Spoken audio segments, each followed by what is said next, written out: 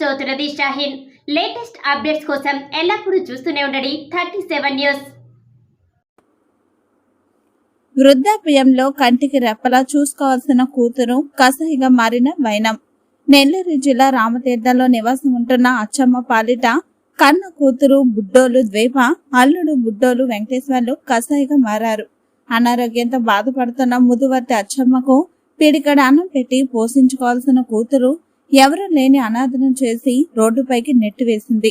గత 2 నెలల క్రితం ఇంటి నుంచి వచ్చిన అచ్చమ్మ ఊరు తిరుగుతూ భిక్షాటన చేసుకుంటూ గత వారం నుండి జేజేపేటలో రోడ్డు పక్కన అనాథలా బాధపడుతుంటే స్థానికులు చూడలేక 37 న్యూస్ ఛానల్ వారికి ఫోన్ చేయగా వారు వెళ్లి ఆమెను విచారించగా తన కూతురు అల్లుడు ఇంటి నుంచి గెంటివేశారని బోరుని ఏడ్చింది.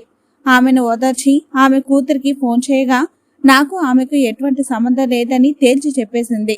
ఆమెకు వచ్చే నెల 3,000 రూపాయల పెన్షన్ బియ్యం తీసుకుంటూ అనారోగ్యంతో ఉన్న తల్లిని అనాథగా చేసింది.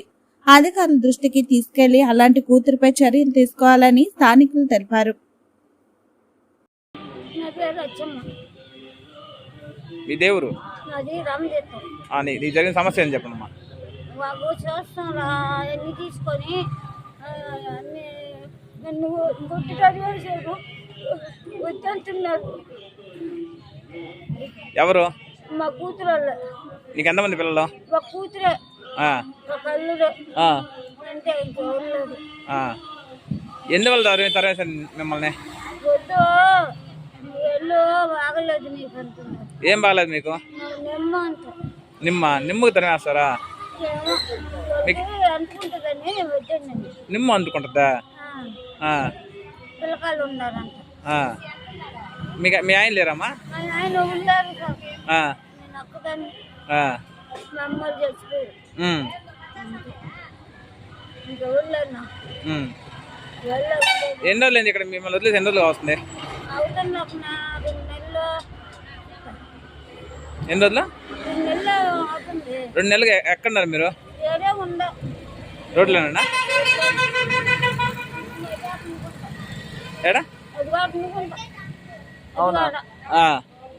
అంటే రోడ్డు ప్లాట్ఫామ్ మీద పడుకుంటారు. అబద్ధం చెప్పకుండా చెప్పాడికి అబద్ధం చెప్పకూడదు.